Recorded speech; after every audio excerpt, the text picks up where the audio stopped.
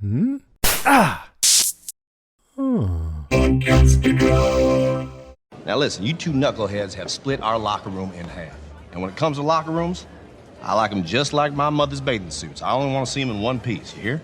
So we fixing this. Tell me what the biggest issue you got with each other. Go. He's a piece of shit. If his brain was on fire, I wouldn't piss in his ear. Well, hey, you don't need to be best friends to be great teammates. Think about Shaq and Kobe, right? Lennon and McCartney. Heck, even Woody and Buzz got under each other's plastic. Wasn't Woody made out of cloth? Yeah, I appreciate you, neighbor. Now's not the time. You know what all those dynamic duos had in common? Mutual respect. Y'all gotta find some common ground. So who wants to get the ball rolling? I do. Nate, that's a very nice suit. I think you look chic. Oh, thank you. It's actually only the second suit I've ever owned. The first one was my suit when I was a naked baby. So it's funny when Ted says it. Well, the term birthday suit would have helped you a ton there. God, yeah. Okay. Come on, let's try this again, all right? Hey, Jamie, you wanna go? Pass. Roy, He's a piece of shit. you gonna stick with that, huh? Okay. All right, well, here's an idea that's gonna help a little or hurt a whole lot. Who needs a drink?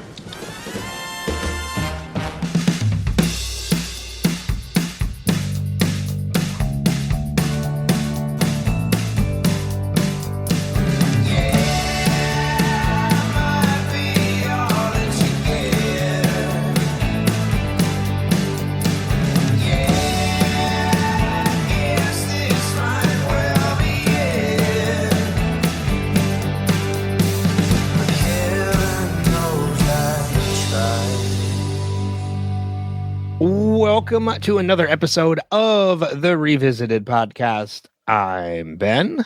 And I'm Kristin. This week we are recovering Ted Lasso, Season 1, Episode 4, for the children. Recovering? I don't know, revisiting, recovering. No, that doesn't work? All right, I'll never say it again. Recovering means we're like covering it again. Well, okay.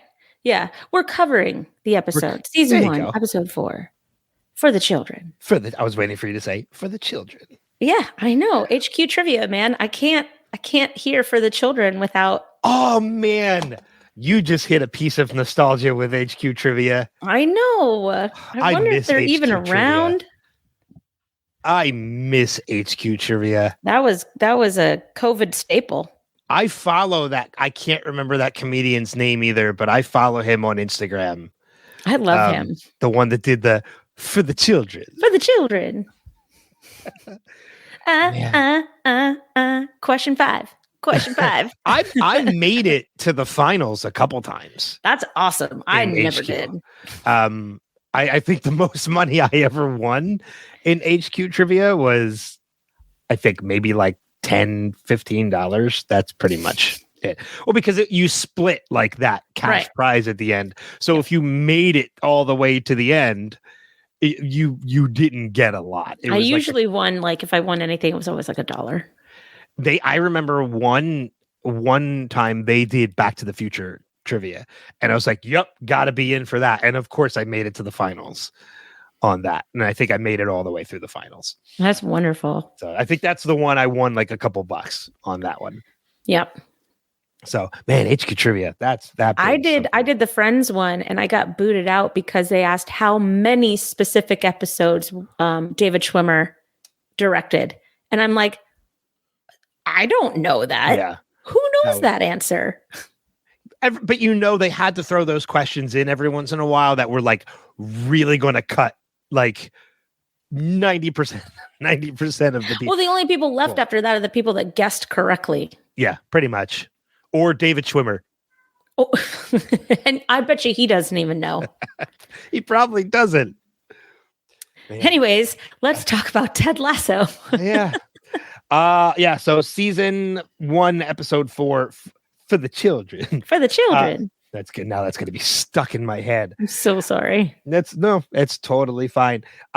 Before we get started with it, obviously we got to give you the rundown of the format in that we are going to try to avoid spoilers as much as possible because we know there are people watching for the first time. However, a little bit later on in the podcast, after we're done with the discussion, but before we start talking about our favorite quotes, we will dive into some spoiler-full territory, but we will mark it in the notes of the episode You will see timestamps so you know the times to avoid if you're trying to avoid those spoilers for the future.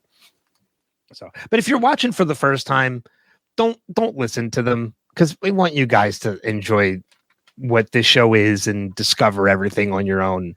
Because it's a giant hug. It really is.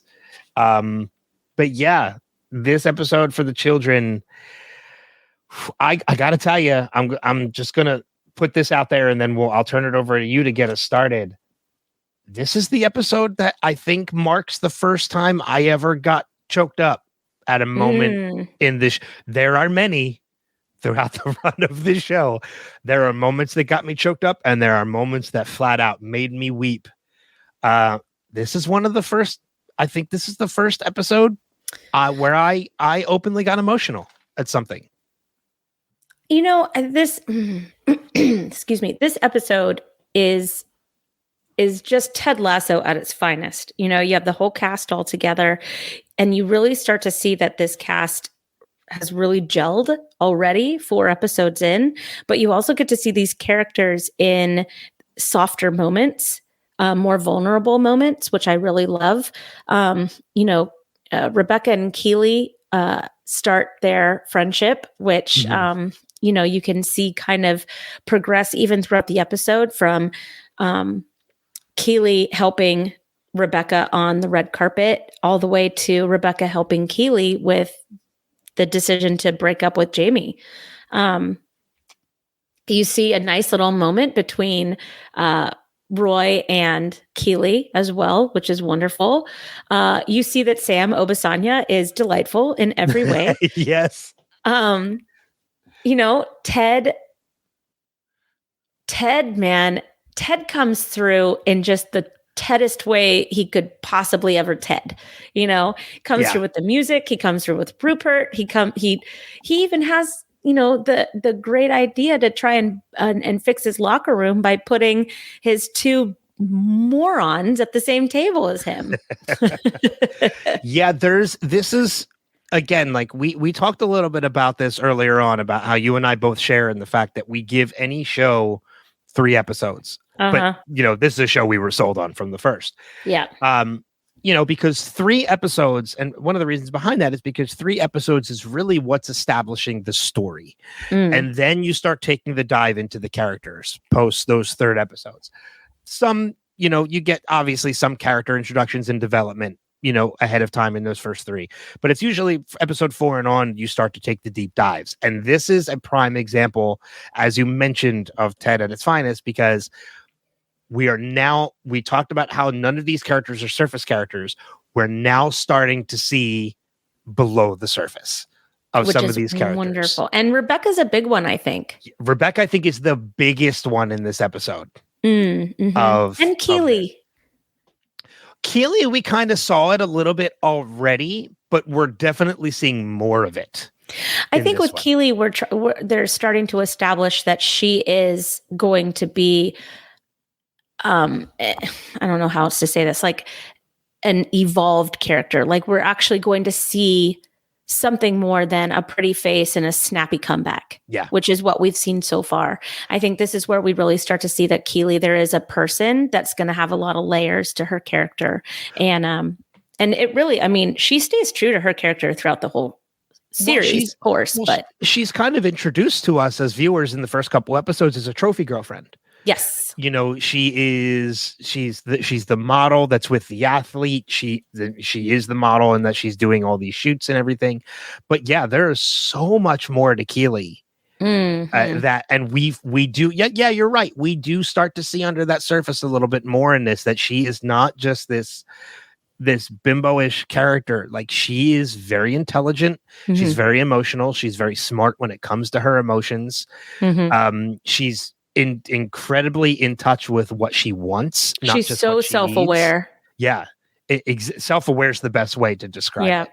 And she is, by the end of this episode, you're right, we do see a lot more to Keeley in this than just in just the trophy. Well, and you know what? Big events like this tend to bring out the worst in people. And I think that, you know, Keely was probably felt very exposed to the cracks in her relationship with Jamie because of Jamie being Jamie in front of everybody. But you really got to see like what he thinks of women in general in this episode. You got to see that, he doesn't really care about literally anybody except himself and his brand. This is a terrible look for Jamie this entire episode. Well, it's funny because like in my notes, which I actually have more notes for this episode than I have for the past 3. And my second note out of all my notes, my first note is AFC Richmond is still losing, which, Wanka. Fair enough. My second note is Jamie is a major dick. Oh, golly, so bad. Because, I mean, the episode starts with Jamie just purposely getting under Roy's skin. Yeah. And it almost leads to it leads to a confrontation, but it almost leads to a full-on locker room fight. Because of so the two many of them. so many good Tedisms in this Coach, locker room. tell the boys what the first rule of my Fight Club is. No fight club. The way that he says "no fight club" is just one of the best. It's like high pitched. It's in a panic. It's a panic. Yeah. I love Beard. It's a great Beard episode. Well, it's funny because I was actually going to say Beard kind of takes a step back, but we do get more to Beard in this one. We find out he's in a relationship that's still relatively new. He's still learning about it because even he makes mistakes. Oh my gosh. We learn in this episode that, okay, I get it. Beard's weird. Got it. Yes. We should make t-shirts that say Beard's weird. Weirdo. Weirdo. He is weird. Yeah, like, but you really get that feeling, Let's not get too off track though. Let's go back to Jamie for a minute. Sorry. If we're done with Keely, I mean, because Keely, there's again, we'll go into more specifics as we get through. But yeah, like Jamie is, we do kind of see a little bit of a breakthrough with Jamie though, but it comes a little too late for him in this, because as you mentioned, we see the end of Jamie and Keely by the end of this, because Keely ends it. Good on her. Really, seriously good on her. Well, I don't think that Jamie has a breakthrough on Jamie. I think that he has a breakthrough on the way that he should conduct himself on a team. And Roy and Ted are a really big part of that. Roy sat there and he's like, you probably think this and I think this, but I used to be you. So I'm trying to like kind of learn from my mistakes and see if we could fix this, because I had a guy that I was playing with, blah, blah, blah. Like that whole conversation was great. But Roy literally had to coach Jamie in every single facet of that conversation. Yeah. But they came to a very shaky agreement to just, yes, we hate each other, but we're on the same team kind of thing. We respect each other's talent.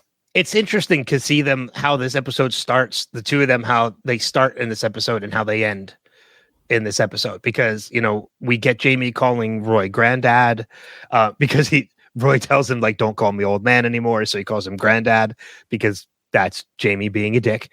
And he does it intentionally to get under his skin. But by the end of this episode, after that conversation, we see them toasting their beer bottles. Mm-hmm. They're kind of laughing at each other. And even after that, when Jamie calls Roy granddad, when granddad is up on stage, it seems almost more like lighthearted. Like it's more of a play this When time. did he go on stage after their conversation?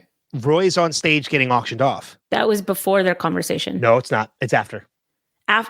No, because Roy went over to Keely and Jamie and said, if you ever use me like that as a pawn in your own. Yeah, that happens at the end of the night. Yeah, right. When Roy and Jamie have their conversation about Roy and what Jamie wankers have their they conversation at the bar. Yeah, that's the where event.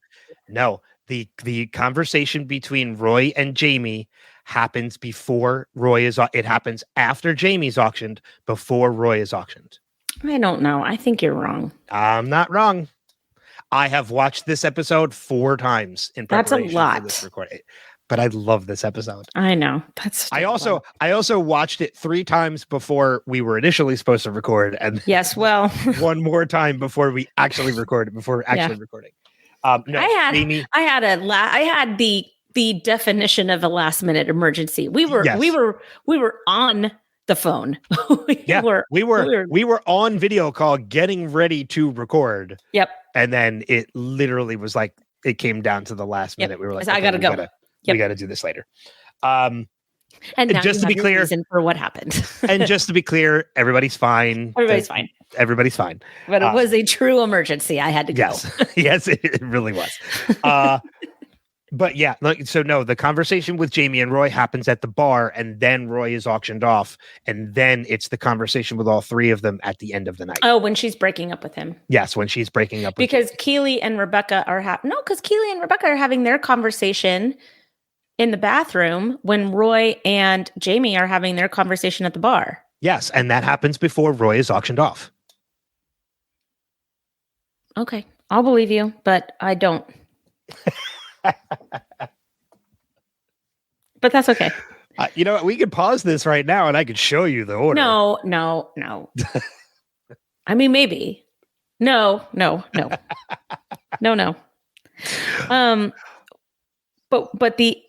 But the best part about this is that Jamie is starting to get a little bit of the comeuppance that he so richly deserves. He gets dumped by Keely, and Rupert takes his other +1.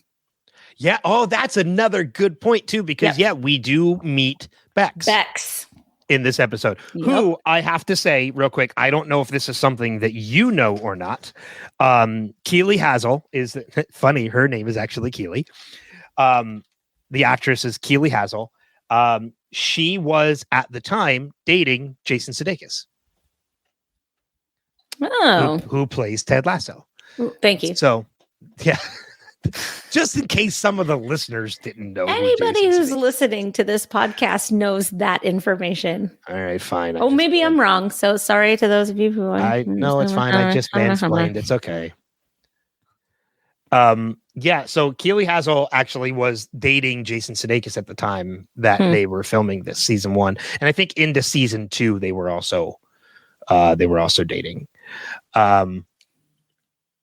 So we get to meet Bex for the first time, who we find out a little bit later on in the episode was Jamie's other +1, which is kind of a dick move of Jamie. Mm-hmm. But he did it all for his brand. Which I have notes on that too, but just real quick, I actually have Ted playing in the background while we're talking. And I want to make sure I'm not wrong. It is Jamie and Roy have the conversation at the bar.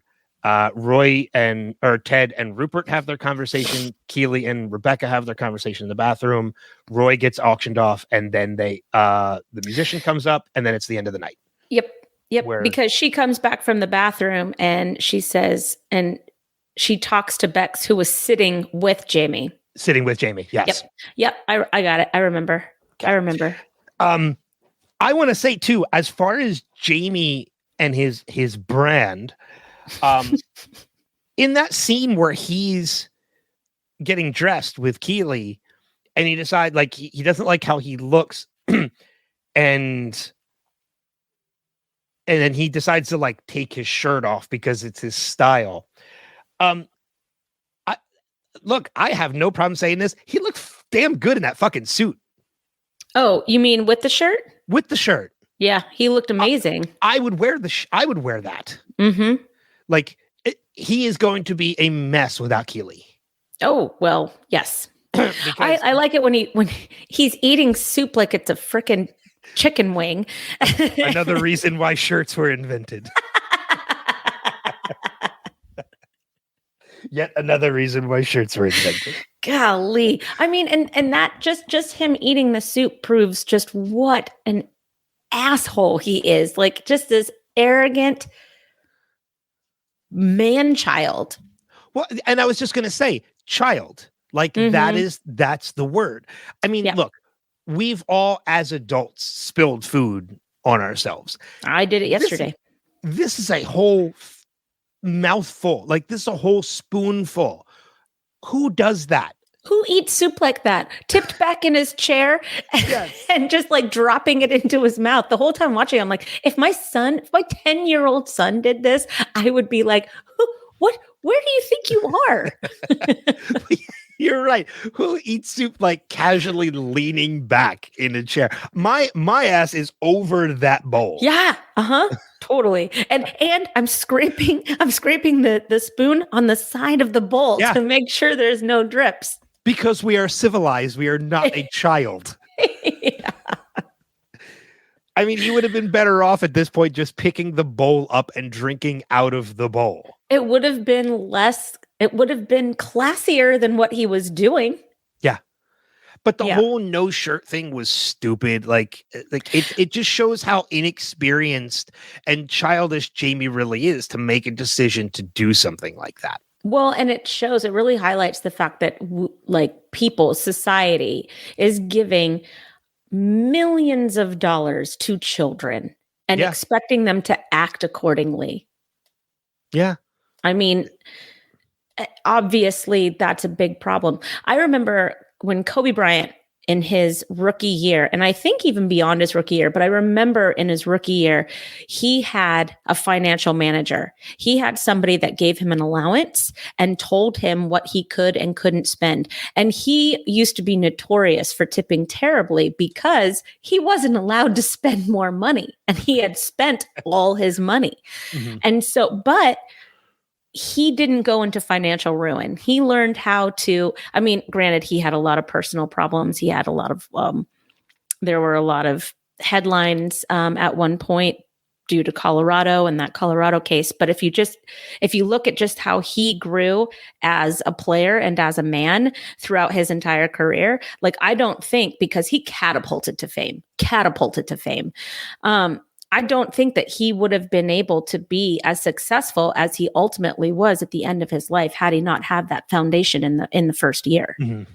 You know, and I think about that, and I say that because I see that in other stars like the Jamie Tarts of the world. That's a phenomenal player that probably got millions and millions of dollars to play football, and he's a wanker. Yeah. Millions of dollars to play football, not to mention money that he's gotten probably in endorsement deals and everything outside of the team, right. Which, you know, you're going to soon realize, at least if we haven't already, Keely's a big part of that. A huge part of that. She knows how to build a brand. She knows how to be a public face. That's probably why he's dating her. Well, she knows too in already who she is to Jamie and how important she is to Jamie's brand, because when they're going down the red carpet line and they're taking all the pictures of Jamie, she steps in to kiss him and says, "Here's the picture you're going to use." Mm-hmm. She knows exactly who she is to Jamie. Right. And in a way, when she breaks up with Jamie, she's now taking away probably the most important thing that Jamie has ever had. One of his biggest strengths. And he doesn't know it. He has no idea. Because he thinks he's controlling everything, and he's not. I mean, you can see what Keely's influence on Rebecca was on the red carpet in less than 10 seconds. You know, she was lost on that red carpet, and Keely just blocks off the cameras, tells her how to stand, and then goes behind the cameras. It's like, she's fucking amazing. You know, In just in that split 30 seconds, she took Rebecca from, oh my gosh, how am I going to do this by myself, to, I'm Rebecca. She instilled confidence. Yes. Through a joke. Yeah. Mm-hmm. That is powerful shit. Yes. She's a lot more than we as the audience gives her credit for, than what the other characters give her credit for. Like, Keely is, as you said, very, very powerful, and she's very good at what she does. Mm-hmm. And, you know, if you've seen the show, we'll probably talk about it a little bit more later, but Keely is a big lightning rod for success. Yes. Yeah. Not just for herself, but for right. Yes. In general. In general. Yes. Yeah, she is somebody who you want around. Absolutely. And Jamie's so stupid. He's so stupid, but he's 23. Like, as Keely says, he's 23. Nobody likes you when you're 23. We've all heard the song. Yeah, but you're absolutely right. And I didn't even think about that too, is that Jamie came with 2 +1s, which is a +2, Jamie, let's be real. Idiot. Doesn't leave with either one of them. and he has a soup burn on his chest. And he's got tomato soup burn on his nipple. Yeah. Because he's a child. Yeah, he's a child. I mean, the only thing that Jamie took from this, or the only thing that Jamie acquires from this entire night is maybe a little bit of Roy's respect. So he loses a lot more than he gains from this night. Maybe. And really, I mean, that's fleeting. That little bit of respect. It's Roy Kent. That's gonna come and go, man. I do want to say that is one of my favorite moments of this episode, though, is that conversation between Roy and Jamie. Oh, because it's 100%. It's a huge connection between these two characters, but there's a lot of humor in that scene too. When Roy's like, I used to be this prima donna and everything. He's like, so now here's the part where we came to a mutual respect and we won because what the gaffer told us, it's the same stuff the gaffer's telling us to do. So let's do this. And Jamie starts speaking. He's like, nope, I'm going first. I'm going to tell you what I think first. Yeah. And then I love how at the end of the conversation, and again, I'm paraphrasing, Jamie says to Roy, like, well, did you ever learn to like the guy? He's like, fuck no, I wished he was dead. And then when they toast, Jamie's like, well, here's to you dying. But Roy would never have gotten that perspective without Ted. Yeah. Roy even needed to take a step back from his own feelings and his own, not only his insecurities, but just his own arrogance, because you see that he's taken down a couple notches too. Hey, Roy, you're not the guy that you used to be, but you can be a real leader. You can be the guy that takes Jamie Tart and turns him into something great that maybe you wish that you would have been turned into when you were that age. Well, Ted even makes the point to Roy, like he points it out to him. He's like, yes, he is a prima donna little bitch, but what were you then? Right. And Roy says, a prima donna little bitch. And like, you're right. Ted is the one that makes Roy kind of come to the realization, like, you're looking in the mirror. Well, because Roy is a prima donna old bitch at this point. I didn't think of it that way, but yeah, that's kind of true. Yeah. Yeah. So, but we see more change from Roy in this episode than we do Jamie. Oh, absolutely. Roy 100%. Is now on his path. 100%. Even in that ending conversation, when we get that three-way conversation between Roy, Keely, and Jamie, when Roy approaches Keely, because we get that moment where Jamie's saying like he doesn't get jealous, and Keely sees an opportunity to kind of test that in bidding for Roy to make Jamie jealous. And this very clearly and rightfully so pisses Roy off. And he confronts Keely because Roy doesn't care. He'll confront anybody he needs to confront. And he says, don't ever use me as a toy, as a prop in your game. And Keely immediately apologizes. And that calms Roy. That's all that Roy needed. Like, he looks at Keely and says, thank you. Well, because he needed validation that's what happened. Yeah. Keely says, like, I'm sorry, that wasn't right of me to do. And Roy says, thank you. And then walks off. And then it's in that moment, Jamie has a prime example of how to be proper human beings happen right in front of him. And says, like, well, what'd you apologize to him for? He's like, because people need to be accountable for their mistakes. And it's that, I think that is the final nail in the coffin. Yeah. When Jamie's like, yeah, whatever. Yeah. You just witnessed this happen right in front of you of how people need to be accountable. And you still are completely clueless. Yeah. And, it's sad to watch. It's infuriating to watch. And I think that's the problem with Jamie, is that that with very small tweaks, he could be a decent human being. And he's just unwilling to be coachable. And your profession is to have a coach. To be coached. To be coached, to be coachable. That's your profession, man. That and you are just proving that you're uncoachable. Like you're about to be somebody that just doesn't fit anywhere. And what happens when you're so uncoachable? And this is, of course, we know what happens, but what happens when you're so uncoachable that no one wants you anymore? Yeah. You know what I mean? Because that eventually will happen in anybody's life. I mean, I am a brand new teacher. This is my 3rd year teaching. If I came in my third year teaching and said, I know everything, everything's fine. No, absolutely not. I have so much to learn. Do I have a better handle on it now than I did in year 1? 100%. But I still need to remain coachable at all times, or nobody's going to want to work with me. Well, and it's not only that, but I mean, like, even if you have a coach or you're coaching yourself, like through self-learning and self-growth, like there is always room for growth. Always. Take podcasting, for example. I've been podcasting for a decade now. I still learn new tips and tricks and techniques to kind of adapt and make myself better. Yeah. Moderating. I've been moderating for like 6 or 7 years now, and I'm still learning new ways to be a better presence, to kind of make panels more interesting and more engaging. Even whether you're being coached or coaching yourself, there's always room for growth. And Jamie is just at a standstill. Yeah, no. Well, he thinks that he's the best and he doesn't need to work any harder because he is the best and there's no reason to work harder. Yeah.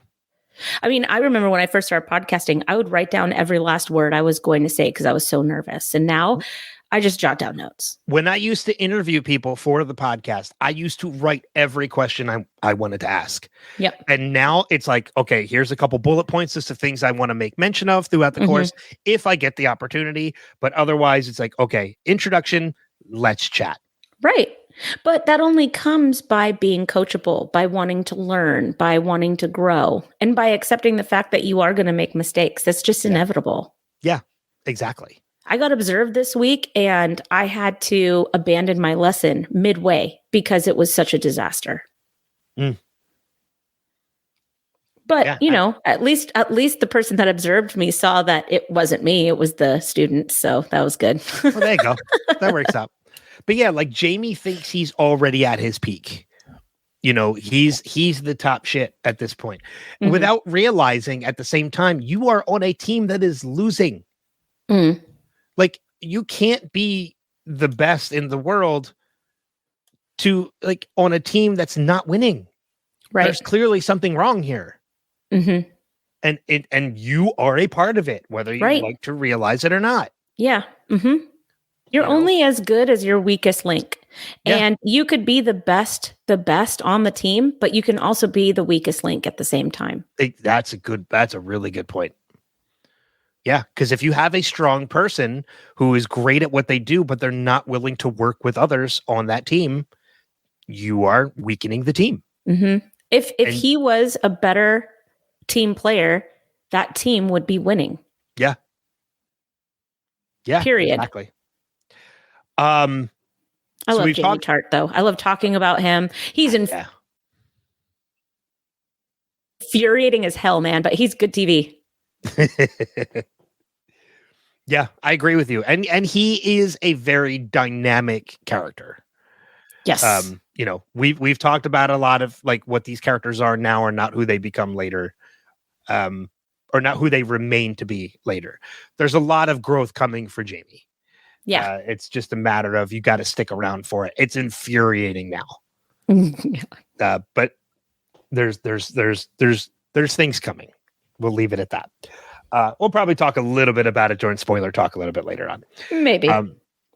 So we talked about Jamie and Keeley. We talked about Jamie and Roy. We mentioned Rebecca a little bit, but there's a lot to go down with Rebecca and Ted. Yes. In this episode. Well, there's a lot to go down with Rebecca and Keeley, Rebecca and Ted. And entrance to a huge character we see for the very first time this episode. Yeah, exactly. So which way do you want to go? Let's talk about Cam Cole. He's not the big guy. Although after this episode, I did get very into Cam Cole for a while. So to anybody who doesn't know, he is an actual musician. And he's phenomenal. He's really good. Like, go do yourself a favor. Look for some of his music on Spotify. Go on YouTube and check out some of his also on videos. Amazon. It's on Amazon Music too. On Amazon Music, he's a phenomenal musician. He is an actual musician, and he's really, really good. So do we want to talk about? I think let's talk about Ted, because I think Rebecca is probably the biggest part of this episode. Or maybe we can just discuss Ted and Rebecca together. Sure. Because we also need to, talk about Rupert. Okay. Hold on.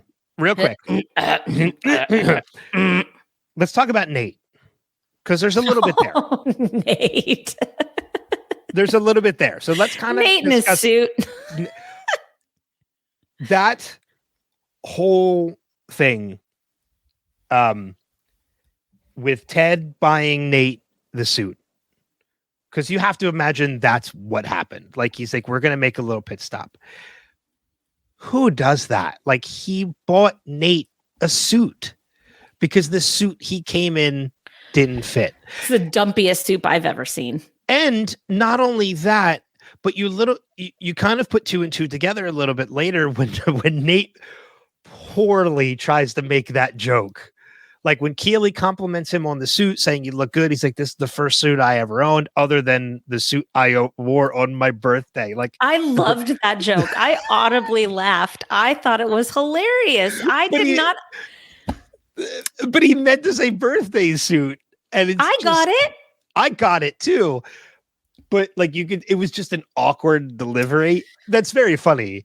I know, but poor guy, like, he just wanted to be a part of the group. He wanted to be a part of the cool crowd for like 10 seconds. But it's very endearing to me to find out that, like, it makes you realize, oh, that suit that Nate was wearing, he borrowed that.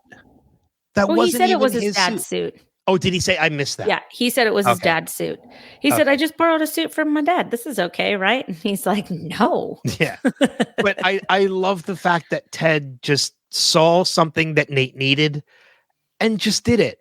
Like, he bought him a suit. Like, that's amazing. That's Ted Lasso. Yeah. But also, too, I love seeing Nate trying to be charming. When he's at the bar and he orders the martini and he gets the martini and he drinks the martini, like, there's a little bit of a connection between him and that bartender. Yeah. Until the bartender turns around and he spits out the martini, and then the guy comes out of frame and grabs the martini, says thank you, and walks off. And Nate, he's just like, I don't know what to do. And of course, who's there watching? Colin and McAdoo. Colin and McAdoo. And he's like, guys, this brand new suit. Can we just not today? All right. Can you just get me 2 times tomorrow? And I love to, because Colin and McAdoo are also 2 characters who are going to be much bigger as we progress throughout we are in the very early stages and small doses of Colin and McAdoo. But you see that they're very close friends. Yes, we do get their close-knit friendship. Yeah. But I love how McAdoo's like, no, like, we can't. Like, we were told we were head-butted not to. And Colin's like, I think I had a concussion. I was told not to drink, as he raises a beer and starts drinking. But Colin and McAdoo have an amazing friendship, and that's going to get explored later. Yep. Right now, we're on the main characters of the show.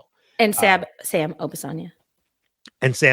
Which, as you mentioned, it's very quick, but when they're on the red carpet and Sam's like, thank you for taking my picture. What are your names? I was like, man, that is just so endearing.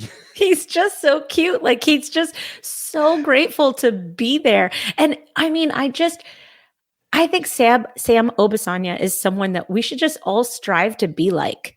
Yeah. We should just all strive to be exactly like Sam Obisanya. Like, if I ever met that actor and he was not like Sam Obisanya, my heart would break into a million pieces. I just love him so much. Yeah. And I don't think, it's sad, but I don't think he's ever been nominated for the Emmy. That's such a bummer. Yeah. I mean, there's so many great people that should have been, and there wasn't enough years for everybody to win, which is a shame. But a lot of them have, which is great. So let's dive into Rebecca, Ted, and as you mentioned, we are meeting for the first time Rupert, our villain. Yeah, our villain for the series, basically. Yep. And we get a lot about this, and I think we needed to meet Rupert in order for us to realize as viewers, Rebecca is not who we think she is, and not even who Rebecca thinks she is. I'll tell you what, the introduction to Rupert was perfect. There was no other way to introduce a character like this. Him coming in and crashing the fundraiser, taking over the auction. And then there's the whole Robbie Williams thing that we'll talk about, I'm sure, in a few minutes. But like, you completely understand who this man is almost instantly. Yeah. He comes in as a charmer. Yep. Everybody's happy to see him because he's joking about how like he's rich, so he was able to crash the party because he has nights free. And you can see the panic on Rebecca. It's not, I don't even know if it's panic. I think this is the first time we've seen a look of submission on Rebecca's face. Yeah. That's good. Because I think that's what she's always done in Rupert's presence, is she's submitted. You see it physically happen too. Yeah. Like you see her shoulders get like hunched. She cowers. She gets smaller, and she's like this larger than life woman, and she shrinks. She shrinks. Yep. Yeah. Yeah. And she's really hard to see. And it as in like difficult to watch. Not hard to see because we can see it. No, right. I'm not Jamie Tart. Yeah. Oh, yeah. It's not clearly right in front of you and you just don't pay attention. It's hard to see. What do you mean? You could see it right there. Like, I can see that dialogue happening with Jamie Tart. Yeah. But there's a lot of things that Rupert does. As you mentioned, it's like, as you mentioned, he comes in, he crashes the party for start. Already strike one on Rupert. The auction thing, Rebecca kind of tells him to do it. They're here to see you. Like, they want to see you. They don't want to see me. And I think the only reason that happens is because she's cowering. Okay. I'm going to just stop you right here just for a second. What she did is a mark of long-term abuse. She does not believe in herself because this man has told her that she's worthless, has told her that she is nothing without him. So her saying that is her trying to appease him, because that's what she's been conditioned to do for so long, because he is this charming guy. He is this character. And rather than stand up to him and make it her event, with which is what she should have done, she got back to her old habits, and she fell into that pattern of abuse that she had for so many years. I agree with you, which is why right before you jumped in, I said, this is her cowering. Sorry, but I just needed to stop you. You must have missed that, because that was the moment that you were backing up to pounce. Yeah. Oh, yeah.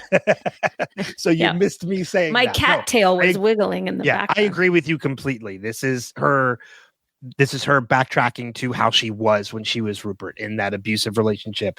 It's part of that cowering stance that she made when Rupert first walked in, is that she is kind of taken in all the steps forward Rebecca has made. This is a massive amount of steps backwards. But she also hasn't made a lot of steps forward, really. I mean, she's still on this vendetta to kill the club, and Ted is the person that she's using to kill the club. And, every single time we see her soften, she just kind of like shakes it out, and she's like, no, I'm going to be Rebecca the bitch and not Rebecca the club owner, So, I mean, maybe she's taken a couple of steps forward, but that's not without somebody else like telling her it's okay to take that step forward. But I don't think I've seen her do anything on her own yet, of her taking her own step forward yet. No, you're right. There's steps forward that she is attempting to make, but there's still a wall in front of her that is blocking her path to success. Mm-hmm. And I think this is the episode where we finally start to see some of that wall start to fall. And Yes. Ted is a huge part of that. Yes. Because even in that conversation where Rebecca introduces Ted to Rupert, you're right. Like we've seen in these first 3 episodes that Ted is Rebecca's weapon to destroy what Rupert loves. Mm-hmm. The sad part is Rupert knows that that's it because he calls her on it. He even says like, when Ted says, when they're talking about the losses and Ted says like, well, I'm hopeful that we'll come back. And Rupert's like, well, because you're telling me I have faith that this is going to happen because I believe in you, Ted. Well, hopefully Rebecca believes in you as much as I do. And he calls her on it. And it's then that Rebecca starts to realize this plan's not working. Like this plan I have, he knows like that's my plan. Well, and what she doesn't realize is that the best plan she could have made for herself was to make Richmond be the best team out there without him involved. To show that she's successful without him. But at this point, she's very short-sighted, right? Yeah. It's only until she gets her confidence that she can see probably the big picture a little bit more, the forest through the trees, right? Mm-hmm. And I think that it's Ted and Keeley both that need to show her that she's a lot more than Rupert's ex-wife. Yeah. Well, I mean, it leads into the next moment too. And when I mentioned at the top of this episode, this is the first episode that I really felt an emotional moment, like to the point where I started to get emotional. We see that scene with Rebecca outside and she is, she's kind of alone and Ted comes out to make sure, to talk about the whole Robbie Williams thing, but sees this in Rebecca. Because we've learned over these past episodes already, and just these few that we had, Ted is very observant when it comes to things of emotionality. He picks up on them very quickly. And all he needs to do is look at Rebecca's face to know she's distraught. Right. And she, there's that great moment, that funny moment where Ted says, like, open with a joke, because people don't expect it. And she's like, well, what would you make fun of me about? And he almost buys into it. She's like, you're not going to fall into that, are you, Ted? He's like he's doesn't he come back to say something? He's like, nope. And then he walks away again. We see that the joke that she makes is that, like, I would hug every one of you, but we all know I'm not a hugger. Mm-hmm. And then back to that conversation with them outside. This is the first time Rebecca is really opening up to Ted. And she's like, he made me feel like I was alone. And now I'm starting to realize I really think I am. And with Ted Lasso around. And, Ted kind of confronts her and then he hugs her. And then we see her hug him back. It takes a minute, but she gives in to the hug. And I think she needed it. And I also think it's a huge realization to her at that moment, right then and there, what she's doing is wrong. Oh, yeah. But she's still... Oh, we'll talk about that later. Yeah. What she is doing is wrong. And then I think on top of that, to even add to that, at the end of the night, when everybody's saying goodbye, Ted says to her, you're not the only one that sees Rupert for what he is. Which is true. He saw right through Rupert. He saw right through Rupert from the start. But he didn't let on that he knew, and see, this is something that I think, this is an ability that Ted Lasso has that I just don't have. If I see through somebody, I can't talk to them very well. Ted can continue having a nice time and a nice amicable conversation. And then at the end, he's like, he drops the hammer, right? And he basically tells Rupert, that's my favorite part of the episode. Yeah. is when he goes, as somebody that, can just call Robbie Williams and tell him to come back and play, it dawns on me that you could have just as easily told him not to play. And Rupert's like, well, that would just make me a real piece of shit, wouldn't it? Yeah. It would. It would. And Ted knows. Yeah. that, And Rupert knows that Ted knows. yeah. That's the best part. That you are a real piece of shit. Yep. There are some really good interactions between Ted and Rupert coming throughout this season. You gotta love a good party.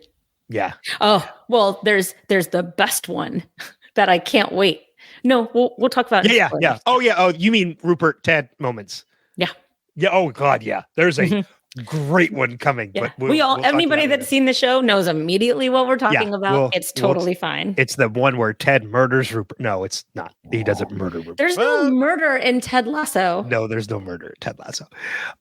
Yeah, you're right. I mean, the fact that Ted can see right through Rupert, doesn't call him on it immediately, but just does it. Like, he waits for the best opportunity to do it. Yeah.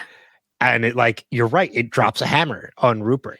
But at the same time, Rupert, like, says it with a smile. He doesn't seem thrown by this at all. But he knows that Ted knows he's a piece of shit. They don't know that we know that they know we know. I mean, and so again, like, yeah, that moment with Ted and Rebecca outside when Rebecca hugs him back, that's the moment, that's the first time in this series that I was like, I'm getting choked up at this. This is a very empowering episode. For quite a few people. I agree. This episode. One of the other things about Ted too, that kind of like, I have in my notes, because now I'm going to actually go through my notes to see what I'm missing. When Ted in the beginning of the episode is talking, he's on the phone with his wife. And as he's saying goodbye, he's like, he almost says, I love you. And then stops and says, I miss you instead. Which is a nice catch, which just kind of maybe further progresses like another yard or two the story on Ted and his wife. We're going to get my least favorite subplot. Well, next episode, I know we dive. I'm just telling you, it's my least favorite subplot of the whole series. And that's not really a spoiler either, because he says at the end of the episode, he tells Coach that they're coming. Yeah. To the UK. Yeah. So next episode, they're coming. They're going to be there. Yeah. We're going to meet his wife and his son. I know. There was also Rupert saying, oh, well, Rebecca can absolutely beat our numbers. I have no doubt that she can beat our numbers. And then he just hands over £1 million. Like, he's going to be the savior. I wish so much that she could have ripped that up right in front of him. But if it wasn't a charity event, yeah, I think she would have. Yeah, because I had that in my notes too, that was like, I thought Jamie was a dick. Like, that is a flaunt of power, but being like, but at the same time taking away someone else's in the most biggest way possible. And think about it. That's who owned the team before Rebecca. So Jamie Tart also was watching him. Yeah, Rupert could have influenced him, like, in a negative way. Like, he could have been influenced by Rupert. Yeah. Like, we see a lot of Jamie Tart in Rupert, or a lot of Rupert and Jamie Tart, I think. Yeah. Like, they're very similar in this episode. Well, I mean, and maybe that's one of the reasons why we start to see the connection between Rebecca and Keeley, is because maybe Rebecca can see that as well, but she sees how much stronger Keeley is when it comes to Jamie than she ever was to Rupert. Because like, you know, Keeley even says to Rebecca in that conversation, like, I dated a 23, you know, I dated a whatever age it was. I dated like a 12. I'm almost 30 and still dating a 23-year-old footballer. I'm Leonardo DiCaprio. Yeah. Yeah, exactly. My favorite line. It's another great Keeley line. So yeah, it's just, there's so much that happens with Rebecca, and just in the introduction to Rupert. But again, I think by the end of this episode, I think we start to see through the cracks of who Rebecca really is. And I think we're starting to see the beginnings of that invisible wall preventing Rebecca from growing kind of start to crumble a little bit. It's still there, but it's weakening now a little bit. Let me see. What else do we have? I don't know if you And then have any. we do have, we have Bex that left with Rupert. Ted saves the day with Cam Cole. That was a really good moment. I loved that. It was a great moment and one of my favorite little nonchalant little moments. It's very subtle, but like you could see like Rebecca is like almost in desperation. She's like, oh yeah, whatever. Like let this guy go up. It's Cam something. And then he starts to perform and she's genuinely surprised. Yeah. Like in the best way, because we have that moment with, and it's one of my favorite scenes. It's Rebecca, Ted, and Leslie all sitting there and they're bobbing their heads to the music, Rebecca included. Yeah. They're enjoying the music together. Leslie goes and dances with the footballers. He just can't even contain himself, which we learned that music is a big part of Leslie's life. Yes. Yeah, exactly. Yeah. And I don't think that that's a spoiler, like that we have to save, but no, it's just a big Leslie. Yeah. Yeah. Music it's just a great personality trait of his. But you see that the music's good and that even that early in the show, Leslie Higgins' character is established, and he's not even a main character, but his character is established. And I think that that's very cool. It's a cool little like extra, as in they had a plan for this show. And I love from the beginning. It's just, we've seen multiple samples of it already, but I love the fact that Rebecca is somebody at this point who is constantly putting down Higgins. But Ted is always there, like just trying his best to empower him. And it happens multiple times throughout this episode. I mean, early on in the episode when Rebecca is going through all the costumes and trying to avoid Ted's pajama question, you know, as Higgins is leaving, Ted says, and Rebecca is thankful for all your hard work. And he's like, thank you, Ted. Like, you know, but not only that, when he says like, I need you to go on a mission with me when he's going off to find Cam. Yeah. Cam. He's like, I've had all the rest. I need the best. Right. Like that's empowering to Higgins. But like every single time Leslie really likes Ted, he gets heartburn really bad. I love it because he goes, eh. Yeah. Like the whole first season, every time Higgins likes Ted, he's like, eh. It's a new taste to him. I think that never experienced. I think he has heartburn. I think he has a heartburn because he has to lie to him right now. Oh, okay. Yeah, he might be getting reflux a little bit. Yeah, because it's stressing him out to like this guy and to also be a part of this weird secret plan to destroy him. But he also can't help it. Like he can't help but like Ted. Nobody can. No. That nobody really can. He is an addicting personality that people just want in their life, period. Yeah. But I love that it's Sam that gets the dancing started.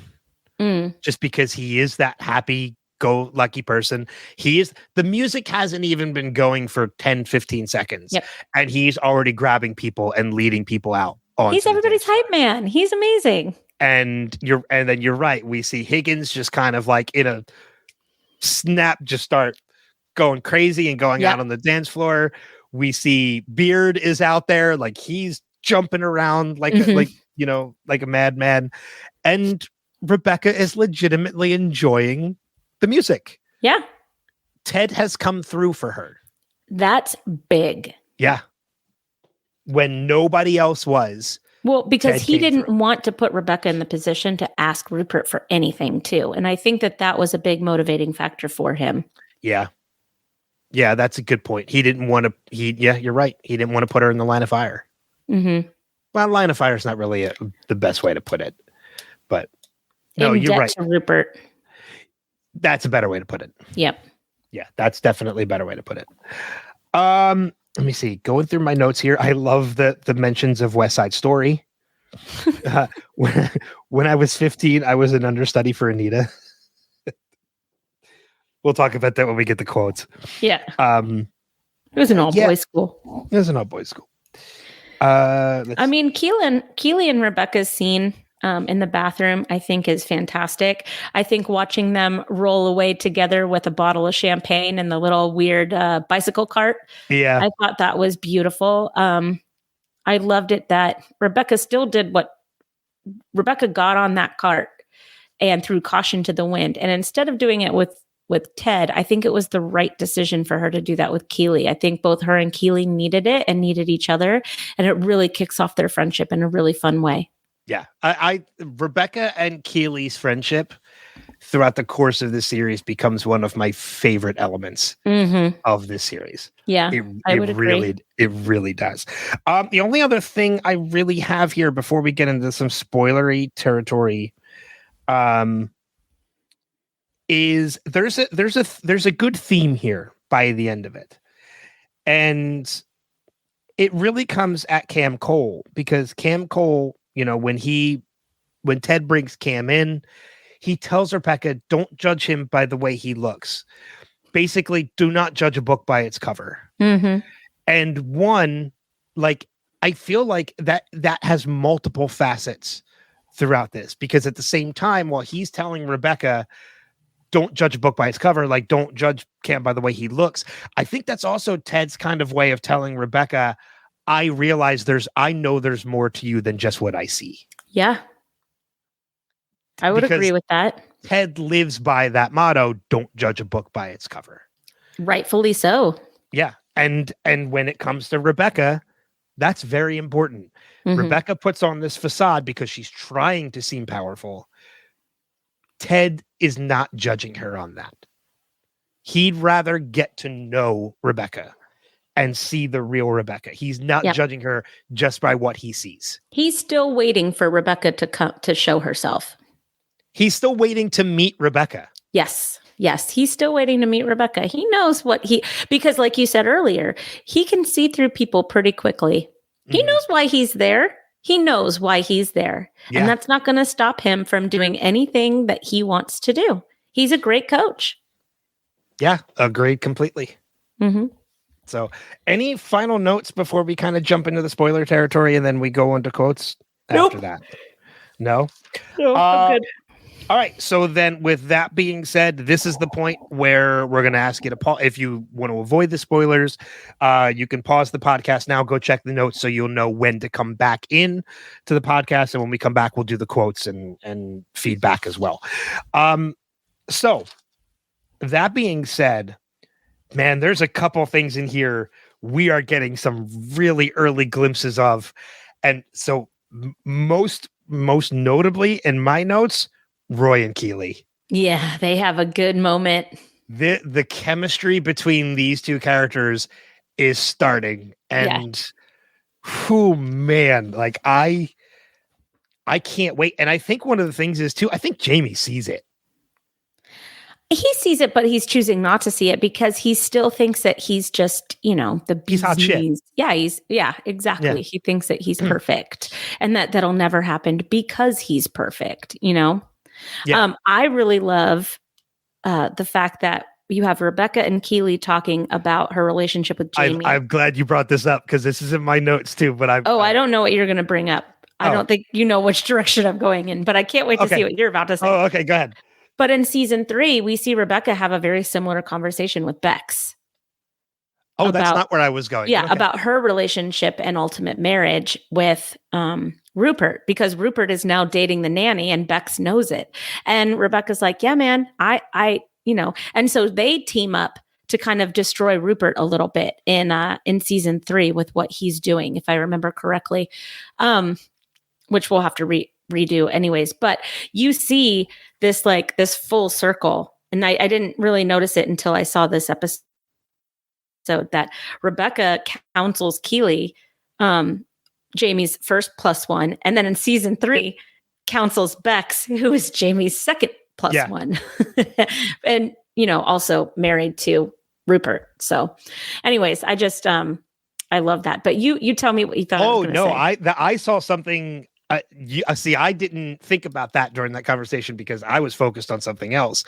There's the conversation with Rebecca and Keely in the bathroom about how it's not really proper to, or how like we shouldn't be dating footballers because they're immature. What does Rebecca do in season 2? Oh yeah. Well, her and Sam end up getting together. Different. Come Yeah, on, you'd get together with Sam if you had an opportunity. I would. I really would. We all would. We all would. Okay, he's Sam Obasanya. Yeah, I mean, Sam is a little different in that sense. He's not More nearly mature. he's very much more mature than any other footballer that we meet. Yep. Throughout Because this. isn't he younger than Jamie? Oh yeah. He was 22 in season 2 or something like that. He was very young. Actually, I don't even think he's 22. I think he's like, because he just turned 20, didn't he? For his birthday? Know. We'll cross that bridge when we get to it. But yeah, I mean, there's a significant age difference. But I mean, again, too. Well, you know, that's why it made me laugh when Keely calls herself Leo DiCaprio, because that's exactly what that's what Rebecca does in the next season. She dates somebody significantly younger than her. Yeah, but at least he had a higher emotional IQ. Well, not only that, but when you think about it, like it makes Sam seem even more intelligent and successful to realize that in season 1, he just turned 20. In season 2, he opens his own restaurant. Season 3. No, he does it in season 2, because remember the other guy comes over to try and poach him, and he does it by visiting his restaurant. Oh no, well, maybe you're right. Maybe season 3. That's end of season 2, beginning of season 3, maybe. But yeah. So I forgot about Dunstan. Yeah, Dunstan. I couldn't remember his name. I can never remember his name, but he's Dunstan. That's gonna from New Girl. From New Girl, yeah. I can't remember his character name in the show. But yeah, so I mean, but again, like whether it's 21 or 22, he is the owner of a restaurant, which shows his maturity and success at a very young age. Mm-hmm. Yeah. Well, and it shows his maturity also when he chooses not to go on this new super team. Yeah. Also very true. I was so scared of the direction that they were going to go in with that. I was so scared. I was really thankful that they didn't. No. That didn't go anywhere. Let's see. What else do I have? I will say too, doesn't Beard end up with this girl? Oh yeah, this is who he marries. This is who he ultimately ends up with. Okay, yeah, that's what I thought. They're off and on, I think, quite a few times throughout this, because their relationship is very weird. Well, it's unbelievably toxic, but it's healthy toxic. They're both incredibly weird people. Yeah, I know. She's just as weird as he is. She is, and he. I mean, we'll say this in quotes later, but I just loved it when Ted's like, "You put the game before the dame again, didn't you?" I really like too that moment, like I said, that emotionality of seeing that moment with Ted approaching Rebecca outside of the event to kind of comfort her. We're going to see the opposite of that happen very soon. Yeah, like really soon. I think like within like the next 2 or 3 episodes, we're going to see Rebecca comes to Ted's aid. I bet you it's going to be in 2 episodes, because the next episode is when Ted realizes his marriage is over. And I think at the end, he receives the divorce papers. If not at the end of this episode, is the next episode, because that's when he starts having the panic attacks. Yeah, it's shortly after he starts having those panic attacks. Right. I think you're right. I think it might be within the next 2 episodes we're going to see the reciprocation of that. That's when we get the breakthrough with Rebecca, is right there. Is when I think she decides, okay, I got to change up my game here a little bit. Well, not only that, but like that's the moment where like we're starting to come around to Rebecca at this point. But I think that's the moment we were like, yeah, we're in. Like we love Rebecca. Yes, 100%. 100%. Yeah, that's the moment. So let's see. I'm trying to see. Oh, yeah, that's right. 2 episodes. We're also going to meet another new character who sticks around as we get to meet Danny Rojas. Danny Rojas. Football is life. Oh my gosh, I love him so much. It is weird. Actually, now that you mention it, he's not there. And that's weird. Yeah. 3 episodes is when we're going to get that moment with Ted and Rebecca. Okay. Yeah, we knew that. Yeah, so we knew it was coming. Yeah, it's when they go to Liverpool to play. Home of the Beatles. And I won't mention her now, but we also get to meet another great new character in that episode too. Rebecca's friend. Rebecca's friend. Yeah. Which I love her so much. Yeah. She- Paffy. Sassy. Sassy. I was almost there. Yeah. We get to meet Sassy, who I was shipping Ted and Sassy so hard. And we get a little bit of it, but I honestly like Ted alone.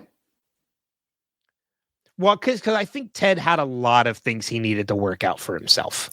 Yeah, but I think that he just works better alone. He has a kid. The kid fills that emotional need. I mean, it's just like women and men. Some of them are just better alone. Okay, fair enough. He is a coach. He is a pseudo father to all these really young kids. Like his life is super full without having to have a marriage and a family and da da da da da. Like some people, they just work better that way. Yeah, that's fair. So, I mean, you're right. Maybe Ted just worked better by himself. Yeah, for the most part. But yes, he worked very well with Sassy.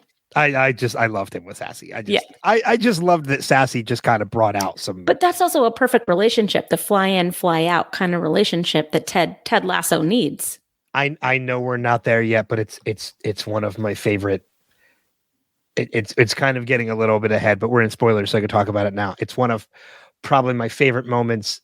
I think from one of the funniest moments of the entire series, and it happens in season 1, is when Ted meets Sassy's daughter in Rebecca's office, and he looks at Sassy. He's like, "Is she?"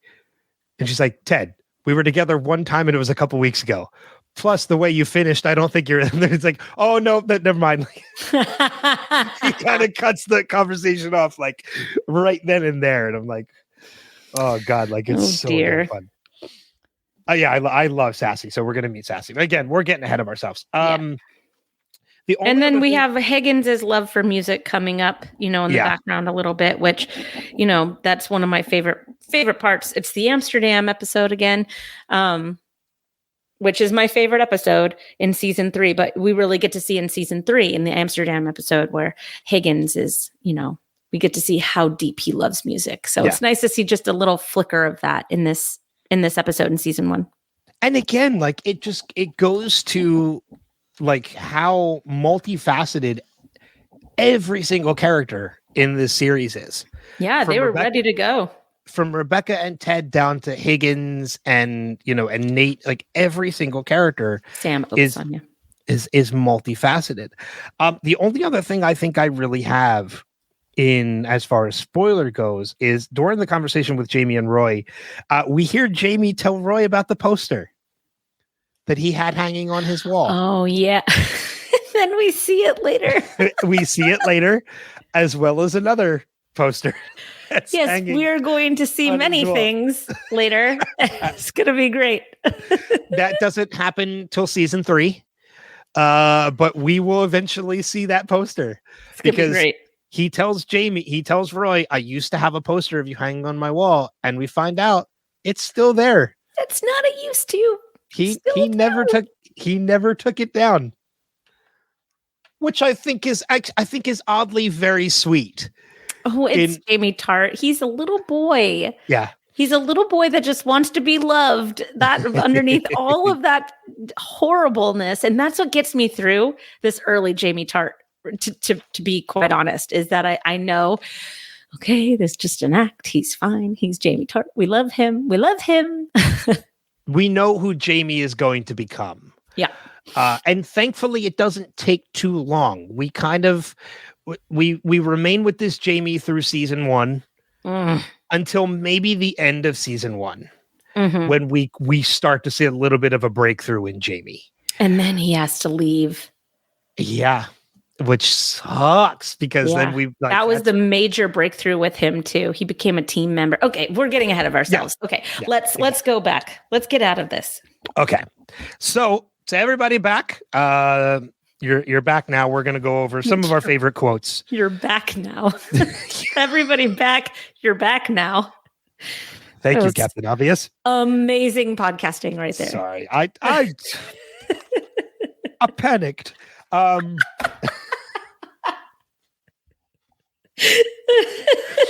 That's a quote from To somewhere. everybody I can't back think of now. You're back now. it. You back now. I cowered like Rebecca. Quotes. Quotes. Thank you. I've Yep. lost myself. I'll start since you can't talk. Go ahead. Go ahead. I like my locker rooms like I like my mother's bathing suits. I only want to see them in one piece. We kind of touched on this one a little bit earlier, but Coach, tell these boys what the first rule of Fight Club is. No Fight Club. Roy Kent. No, fuck you. Fuck no, fuck off. No. Walking through the red carpet line, just doesn't give a shit about his picture being taken. When I was 15, I was an understudy for Anita. Coach Beard looks at him. It was an all-boys school. And Ted replies, peered yet another juicy layer off the Nathan onion. Jamie Tart. If his brain was on fire, I wouldn't piss in his ear. As big of a dick as Jamie is, that is a great line. It's a great line. Ted to Higgins. And Rebecca is thankful for all your hard work. Thank you, Ted. I like how he thanks Ted instead of thanking Rebecca. This was my favorite line, I think, of the episode. And it's a serious one.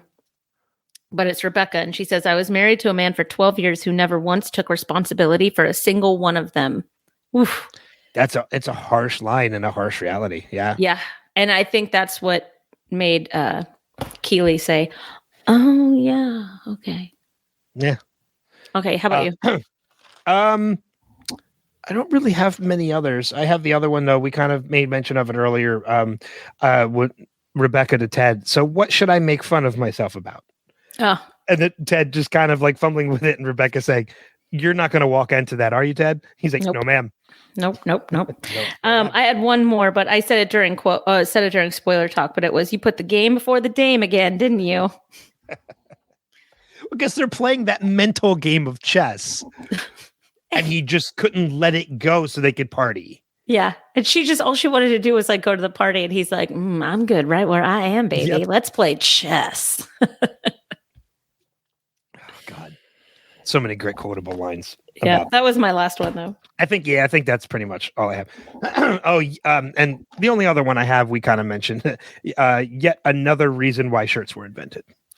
That whole soup sequence. Oh my gosh, what a dumbass. I don't have this one written down too. I don't have this one written down, but I can kind of paraphrase it a little bit. When they're telling Jamie, like, you realize if she bids over 300 pounds, you have to fuck her. Is that real? And Keely's like, no, but you do got to play a little bit. Finger stuff. Oh, God. Dave and I always say that it is the crassest, most wholesome show that you ever can't let your kids watch. Yeah. Like, it's the most wholesome show, but dear Lord, is it crass. Yeah, absolutely. 100% agree. So that brings us then to the feedback portion of the podcast. I'm seeing if we have any more quotes that I forgot. That you forgot about? Okay, I got one. It says, Ted Lasso, you know how they say that youth is wasted on the young? Well, I say, don't let the wisdom of age be wasted on you. I just came up with that. Feel pretty good about it. That's another good one, too. That's a really good one. Tell me what the biggest issue you've got with each other. Go. He's a piece of shit. If his brain was on fire, I wouldn't piss in his ear. So good. Okay. That was from IMDb. I had to just get one more look real quick. Gotcha. Yeah. No, that Ted Lasso one was a good one too, because I thought about that before. All right, so that brings us to the feedback section of the podcast, in which we have a couple, which is great. A couple came in for write-ins, as well as a couple pieces of voicemail, which are great as well. So yeah, I always highly encourage you guys to leave us the feedback for the episodes, because we love talking about it and we love reading it and listening to it. Yep. So that said, why don't you let's go through the written feedback first, and why don't you kick us off with the first? Sure. One? Matthew Rimmer says, Keely is the best thing about the show at this point. The character has chemistry with everyone. Great performance from Juno Temple. Yeah. She's a great character. Ted Lasso is still the best thing about the show, but yes, Keely is wonderful. Keely's up there too. Mary Patricia D'Argio, I hope I pronounced that correctly. This is one of my go-to rewatch episodes. First rule of Fight Club, no Fight Club. Down boy, find a treat. I don't remember that line. Oh yeah, I do. When was that? What? Where was that in the? That was when he started making out with her, and she said, "No, sir." Wait. After he took off. Yeah. That down, but yep, I got it. Yep, remember it very well now. Put your hand on your hip and make like a claw shape. Cam somebody. So many great lines. Lindsay Schlitt. Hello, Lindsay, says, I love this episode so much. Definitely a standout. For me, it's when we finally start to see the real Rebecca. And as one of my favorite characters, I am so glad because, wow, has it been weird to be reminded of what a shit she was in the beginning. I agree. I loved finally seeing that building connection between Rebecca and Ted. I've been waiting for that. I also love seeing the friendship between Rebecca and Keely developing as well. Their friendship is my favorite of the series. Just another episode that grinned like an idiot throughout the entire thing. Yep. Yeah, this is already, I think this is one of my favorite episodes of season 1. Well, I'll see, because it's been a while since I rewatched season 1, so we'll find out as we go through. Penny Lennox. We could not have known how meaningful that suit would become. I'm very confused about Rupert. He acts like a spoiled, always been rich kind of guy, calls himself a ne'er-do-well. This might be a little bit of a spoiler, but in season 3, Rebecca tells the story about Rebecca as a poor child. Rupert as a poor child. What did I say? Rebecca. Rebecca tells the story about Rupert as a poor child. Isn't that what I said? No, but that's okay. Oh, just sorry. keep going. What is his story? How did he get so rich? Is it crime? Is he a movie star? Bruce Wayne? It is such a head trip to watch this episode and see Anthony Head as a villain again, since I'm rewatching Buffy the Vampire Slayer right now. His Buffy character is this mild-mannered librarian father figure, also named Rupert. It's weird. I didn't think about that. He's Rupert Giles in Buffy the Vampire Slayer. That's true. A much younger version. Much younger version. Yeah, we'll promote this a little bit more during it, but Penny is part of Podcastica and they're rewatching Buffy the Vampire Slayer right now. So that brings us then to the voicemails that we have. One, of course, is from our friend Steve Brown, but I'm very excited because our friend Jason finally sent us a voicemail for Ted Lasso. Oh, cool. So we'll go ahead and we'll play that one first. Hey, Ben and Kristin, this is Jason in San Jose giving feedback for Ted Lasso, episode for the children. During the Revisited podcast talking about Lost, I think that I had mentioned that I had watched Ted Lasso a couple of times. Season 3, I'm excited to be rewatching for the first time, but seasons 1 and 2, I've watched, I think, 3 times each, and I'm really excited to be joining you on this journey. I've been really busy over the past few weeks, both working on my own podcast as well as taking a vacation and camping. And finally able to provide some feedback. Hopefully get this in before the deadline. Anyway, for this feedback, I'm not going to get too much into details about the episodes, but have been really, really enjoying it. And yes, the Trent Krim episode was one of my favorites from season 1. And with For the Children, I really, really love this episode, and especially seeing the softer side of Rebecca. And speaking of Rebecca, it is Hannah Waddingham, not Hannah Waddington. And to quote her character from Game of Thrones, Septa Unella. Shame! Shame! Shame! Anyway, I really wanted to throw that in there. But yeah, I love this episode. And the great callback of having the street musician come and jam. Really, really love that song. I really appreciate you guys covering this show. And there are a few other shows that I've really loved over the past few years for a sense of peace and relief that hit on comedy and social issues with such an upbeat manner. Ted Lasso is up at the top, but I've also been watching Our Flag Means Death, which is a great pirate show. and Reservation Dogs. Both of those are co-produced by Taika Waititi and very, very wonderful. And I love how all three of these shows really focus on non-toxic masculinity and being able to talk through problems. So with that, I'm going to wrap up this feedback and say, yeah, I'm really glad you're covering the show. And this has been Jason in San Jose saying, namaste, baby.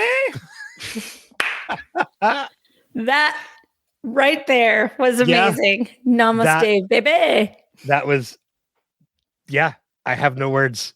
Yeah, that was perfect. That was beautiful. Thank you, Jason. Nice to hear from you. Other than me hanging my head in shame because of pronouncing Hannah's last name improperly. That's okay. Sorry, Hannah. We know you're listening. We apologize. And I have not watched Reservation Dogs, but Our Flag Means Death is fantastic. Okay. I love that show so much. I love Taika Waititi. It is basically a Taika Waititi scripted LGBTQ plus pirate series. Then I have to see it. It is, and Taika plays Blackbeard the pirate. Is it appropriate for a 12-year-old? Let me get back to you on that one. Okay. I gotta put some thought into that. All right. But Taika plays Blackbeard the pirate, who is in a homosexual relationship with another pirate. Beautiful. Yeah, it's I love it. It's Reese Darby is fantastic. The whole cast is fantastic. So I highly recommend that one as well. But yeah, Jason, great to hear from you. So hopefully we'll get more of that as we go forward. And then of course we have the voicemail from our friend Steve Brown. So let's play that now. Hello, Ben and Kristin. This is Steve, and this is going to be for Ted Lasso, Season 1, Episode 4, For the Children. What's the first rule of my Fight Club? No Fight Club. So good. He takes Nate to the dinner. I forgot about that. Oh, that's sad. So he's on the phone, leaving a message to his wife, and he starts to say, I love you, but then he changes it to, I miss you. Oh, Sam is so sweet, trying to learn all the photographers' names. That's great. Keely's great supporting Rebecca the way she just did. She's so fit. This is the first time we've seen Jane, right? And the whole chest thing with Beard. I love how this is going to be a running thing throughout the series. Oh, what a jerk, Rupert. You just took that guy's glass of champagne and ew. Oh, and another pre-COVID ew moment that Nate took that drink, spit it back in, and that guy just took it away like he's going to drink it. Oh, Rebecca just said for the children, and Rupert said it back to her, for the children. Title of the episode, mic drop. Ted is he figures out Rupert so quickly because he puts that beer down. He's like, I need something stronger than this. I need a double and a single Jack on the Rocks. This is a triple. Wow, I'm really moved by this speech here and what he is giving to Ted. Wow, see, Rebecca, you can just see how hurt and, well, what's your hug? Oh. And so apparently what Ted said worked, and Roy and Jamie are starting to work things out, maybe? Oh, definitely pre-COVID. Just another example, Keely taking Rebecca's drink and eating the olives and taking the drink. Yeah. When Keely just bit on Roy and she flipped off Jamie. Yeah, we're seeing this relationship going downhill. Is Rupert's £1,000,000 for the children again. Mic drop. I love it. Keely breaks up with Jamie, and then she's like, can I take these? Can I take 2 champagne bottles? All right, on to next week. Thank you, Steve. You can't see us anymore because we don't do video, but it's fun that every time we sense you're about to do your mic drop, Kristin and I both mimic it on video. We both mimic the mic drop for you as you say it. We do. We didn't mention too, the end of this episode is Keely and Rebecca riding off on that Rimshaw. Oh yeah, I mentioned it, but yeah. Oh, did you? Okay. Yeah. I must not have been paying attention. Sorry. That's okay. So yeah, thank you guys obviously for the great feedback. We encourage you guys to do so. Easiest ways to do that are just go to the website revisitedpod.com. You can find links there for everything, how to subscribe, how to listen, how to leave feedback, or you can always email us directly, feedback@revisitedpod.com. Send it to us in an email, record yourself in a voicemail and send it to us that way. As far as feedback, in 2 weeks, I am actually away working a show in Rhode Island. So Kristin and I are actually recording 2 episodes back to back. Next week, we're recording for episodes 5 and episode 6. So if you're going to send us feedback, which we, again, highly encourage you guys to do, you can send us feedback for the next 2 episodes over the course of the week. Just do us a favor and send them separately. So if you're going to send a voicemail for 5 and a voicemail for 6, send it in 2 separate voicemails. If you're going to post on Facebook when we post the feed for them, do 2 separate postings, and we'll split them up and organize them per show. But we're going to try and get a little bit ahead so that we don't miss anything while I'm away for the week, so that you'll still get a new episode while I'm away that week. So feedback for 5 and 6 as we go forward. Any recommendations for the week before we move on and we wrap things up? I recommend turning off your phone for an entire day. Which you did yesterday. I did yesterday. And that was the single best thing I have done for my mental health in months. Fair enough. I can't even tell you how badly I needed to just turn off my phone. I turned it off. I put it away, and I didn't turn it back on until this morning. And it was this beautiful release of, I don't even know what it was. Like, I just needed to be unavailable yesterday. Okay. And so you turned it on this morning and had like 7 text messages from me. Just from you. Yeah. No, my phone went nuts at the beginning, but that reminded me, but it was such a reminder of how available we make ourselves out to be at all times. Yeah. And turning it off and seeing, and when it turned back on, seeing the just ding, ding, ding, ding, ding, ding, ding, ding, ding, ding, ding, ding, ding, ding, ding, ding, ding, like reminded me, this is why we all feel crazy all the time. You know, so that's my recommendation for the week. Okay. Just do it once. Just do it once and see if you don't feel better at the end of that day. Okay. Fair enough.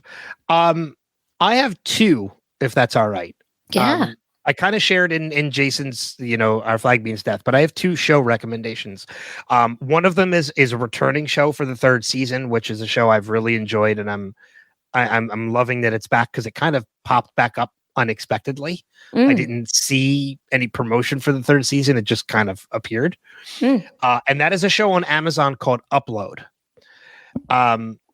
I became a fan of the show because, one, I'm friends with one of the actors that is on it, and then I've actually moderated for the lead actor that is on the show. It's basically a show about like how if you're dying or if you're in a car accident, rather than die, you can upload your consciousness onto a server and you can live in like heaven is basically a server. Ross Geller promotes that idea to Janine in Friends. That's true. That's right. But you can also, but because your consciousness is on a server, you can still connect with your loved ones. Like you can still talk. You just not are physically in the same spot anymore because it's like the Oasis. Yeah. Sort of. It actually is. It's just it's an afterlife oasis. The other show is a relatively new show. There's only 4 episodes out so far, but it is a show that I gave my 3 episodes, and by episode 2, I was like, yeah, like I'm really into this. It's an NBC show called The Irrational, and it stars Jesse L. Martin from Rent and The Flash and a bunch of other things. He is basically, it's another like hour-long serial procedural, but he is a behavioral specialist at a college in DC who uses that to help the FBI in crime. Ooh, I want to see that. It is so good because I'm learning so much about behavior just in watching. You should watch series. Criminal Minds. I know you've been recommending that to me for a while. It's one of my all-time favorite television shows. I know I'll get to it eventually. It's just a lot to there's catch 14 up on. seasons. Yeah, it's a lot to catch up on. Yep. But it's so good. It's so good. So, but yeah, it's called The Irrational on NBC, and it's very early on. There's only 4 episodes, so it's still very easy to kind of catch up on and get into. Nice. I'm gonna look it up.